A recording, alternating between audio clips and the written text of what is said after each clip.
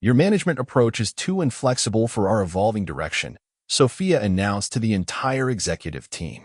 Not in private. Not with any warning.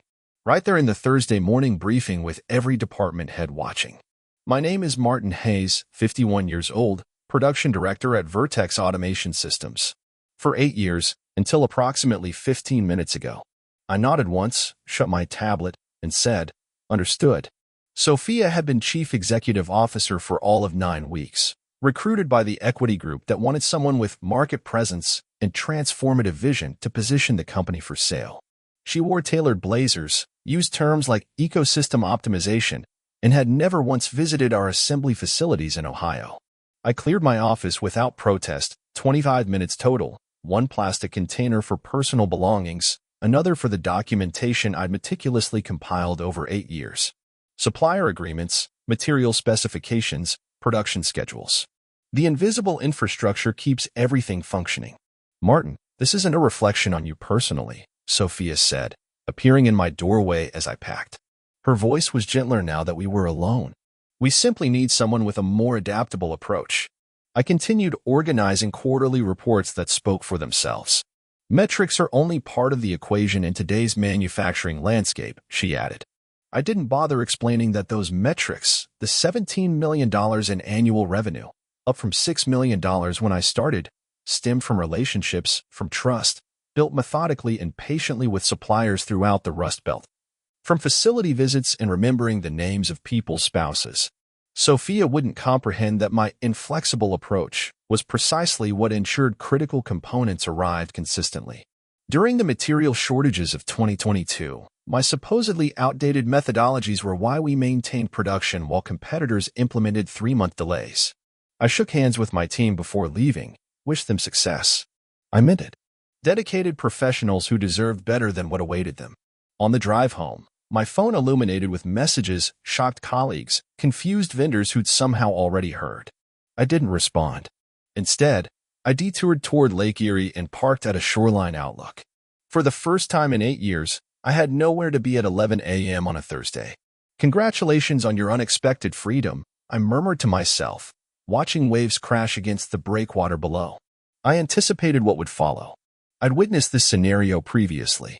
The warning signs were already evident in Sophia's leadership style, the MBA terminology, the supplier management platform she'd mentioned implementing, the consultants she'd engaged to revitalize procurement practices. What she failed to understand was that every significant supplier relationship was personally cultivated by me, built on mutual respect and reciprocity, not software algorithms. There was no succession plan because no one had requested one, and now no one ever would. I joined Vertex when they were a struggling automation equipment manufacturer in an aging facility near Cleveland. Their product line, specialized industrial control systems, was technically superior but hampered by inconsistent component availability that prevented them from securing major contracts.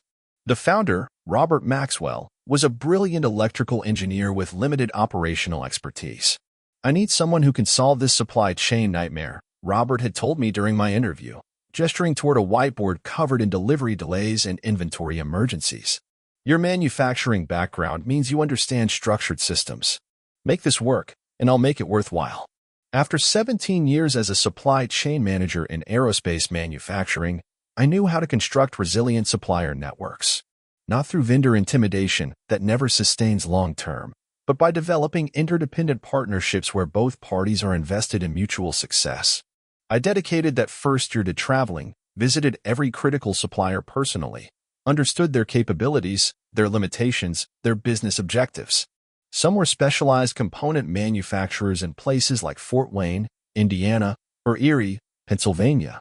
Others were divisions of multinational corporations where the right relationship with a procurement director meant priority status during shortages. By year 3, we had established the region's most reliable supply network. When competitors were delaying shipments due to component unavailability, we maintained steady production. Our delivery reliability reached 99.3%. Client retention rose to 93%. Robert recognized this value. "Whatever you're doing with these suppliers, keep at it," he would say during our quarterly reviews.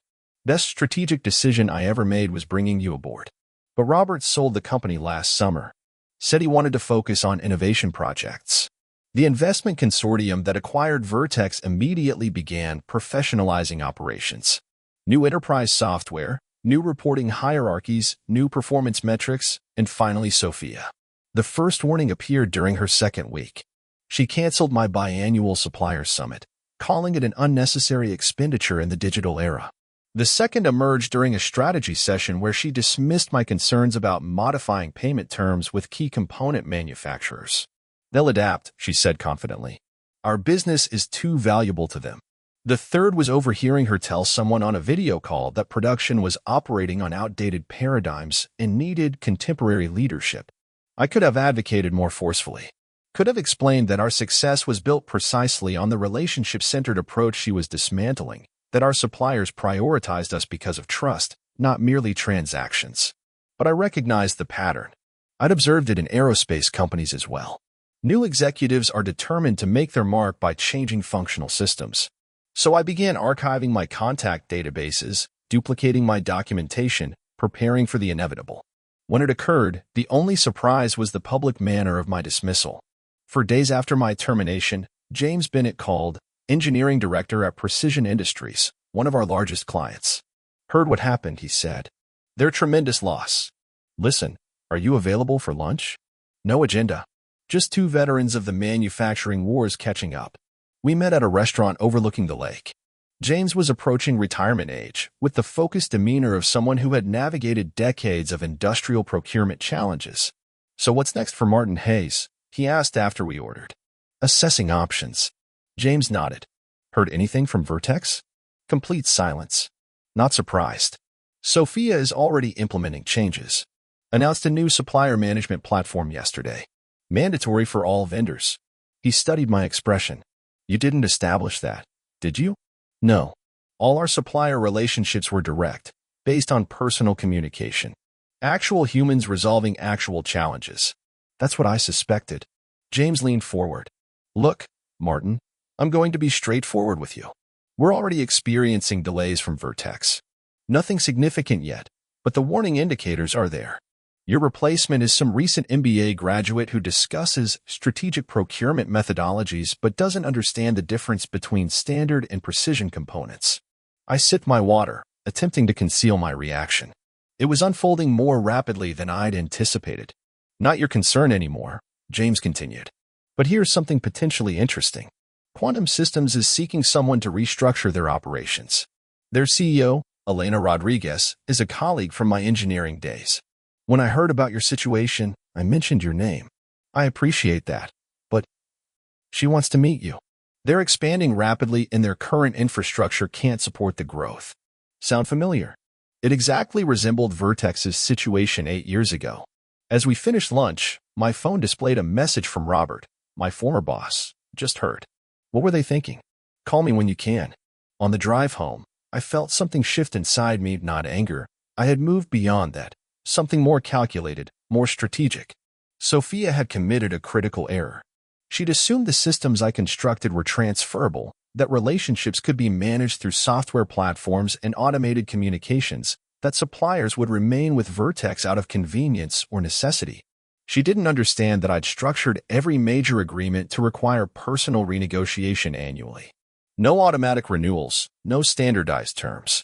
Each one customized with me as the designated contact. It wasn't sabotage. It was how I'd always operated. Personal accountability integrated into the process. My process. That evening, I received my first communication from Vertex since the termination. Not from Sophia, but from procurement. Urgent. Need supplier contact information for Midland components. Their representative states they only communicate with Martin Hayes. I didn't respond. Instead, I called Robert, then Elena Rodriguez at Quantum Systems, then 3 other companies that had attempted to recruit me in recent years. By Friday, I had 5 substantial offers. By Monday, I'd made my decision. I wasn't merely going to rebuild elsewhere. I was going to demonstrate to Sophia exactly what she had discarded. 2 weeks after my termination, I accepted the Chief Operations Officer position at Quantum Systems. They manufactured advanced industrial sensors, different products from Vertex, but similar supply chain complexities. Elena Rodriguez, their CEO, granted me complete authority to restructure their operations. We need what you constructed at Vertex, she said during our final interview. Our growth is outpacing our infrastructure. Resolve it, and there's equity participation for you.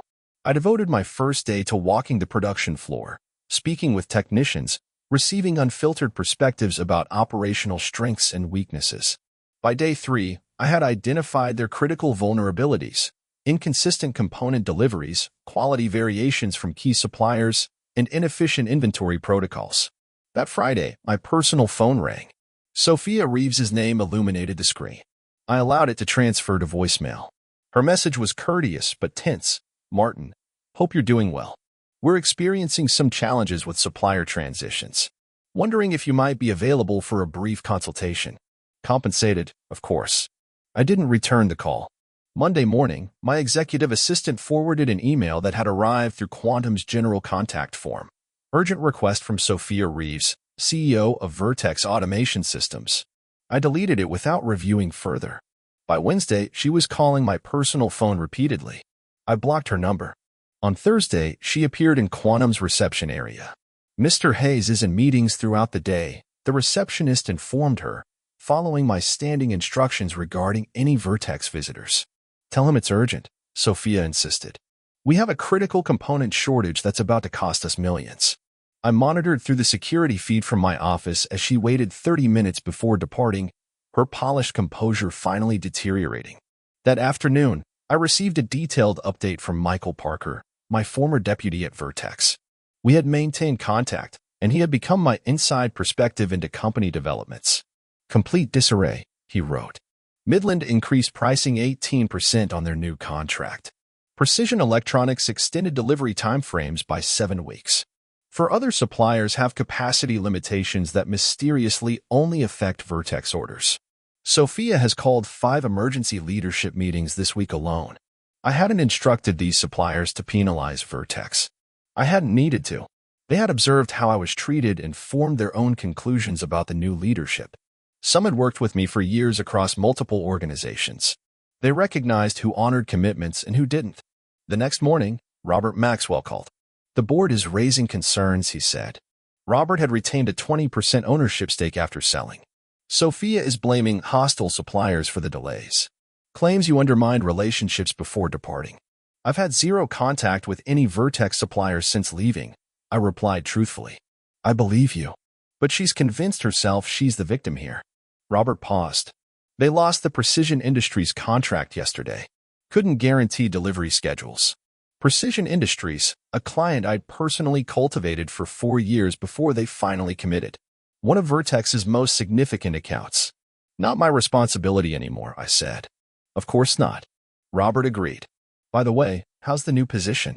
Different challenges, similar solutions. I hesitated.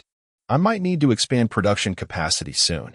Anyone potentially looking to sublease manufacturing space? Robert laughed softly. Interesting you should ask. I might have some influence to assist with that very soon.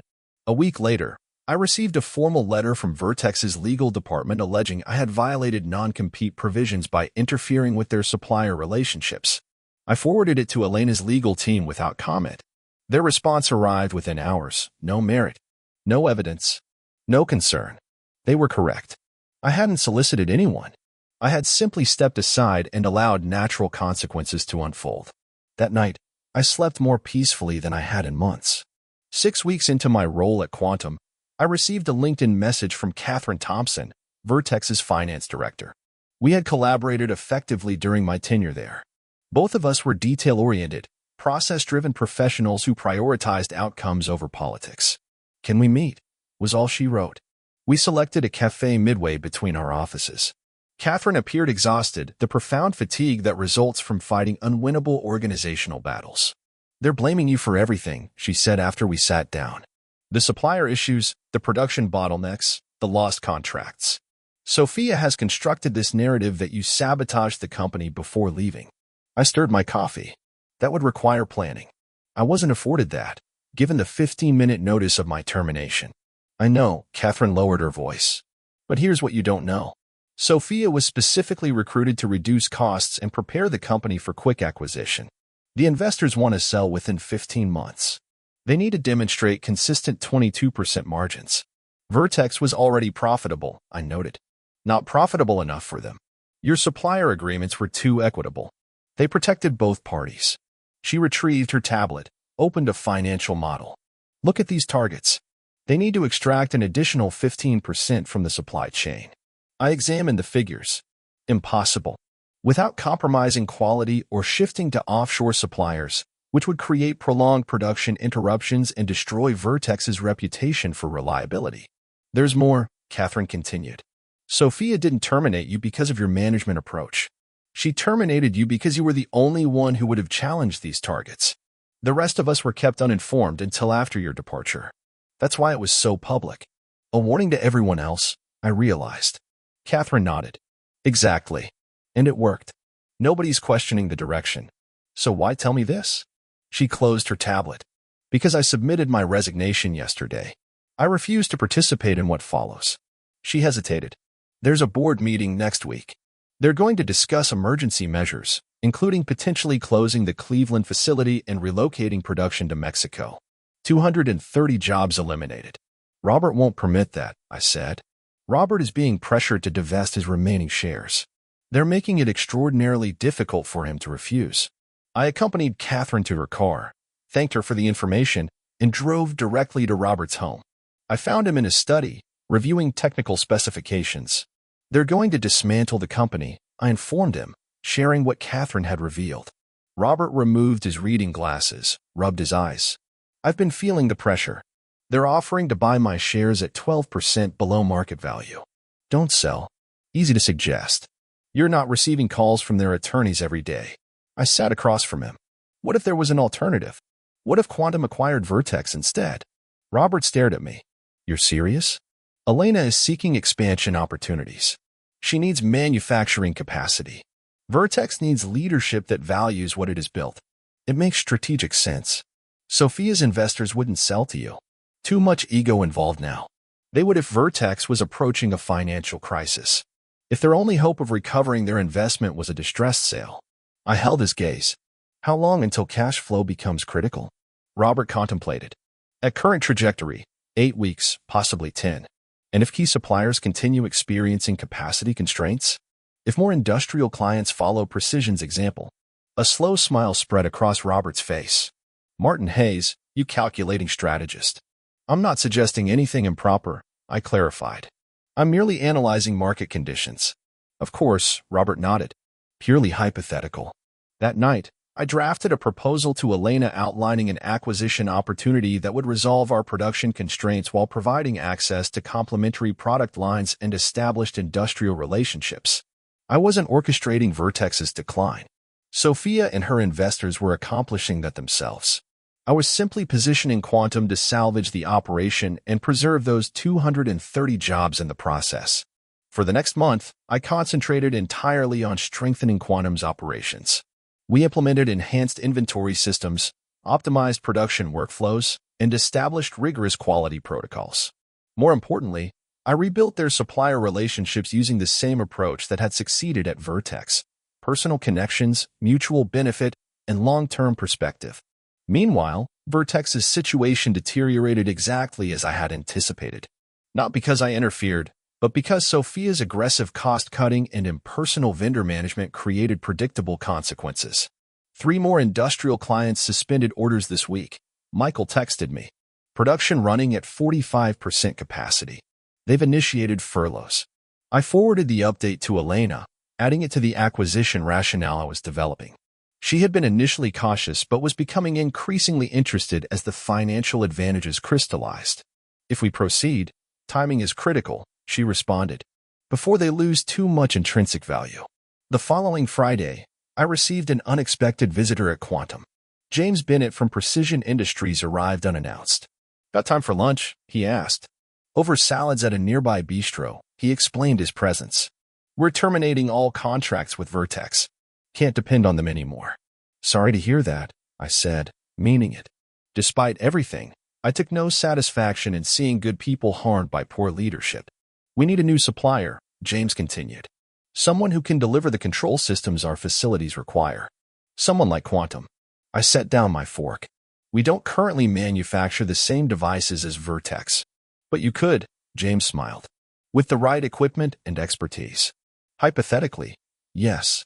What if I told you Precision is prepared to sign a 4-year agreement with substantial volume commitments? Enough to justify establishing a new production line. This wasn't merely an opportunity. It was leverage for the acquisition. A guaranteed customer base would make Vertex's assets and workforce even more valuable to us.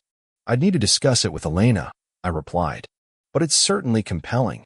When I presented the proposal to Elena that afternoon, along with updated intelligence on Vertex's deteriorating position, she made her decision. Present them an offer, she said. But approach Robert first. Test their desperation before revealing our full strategy. I called Robert that evening and outlined the plan.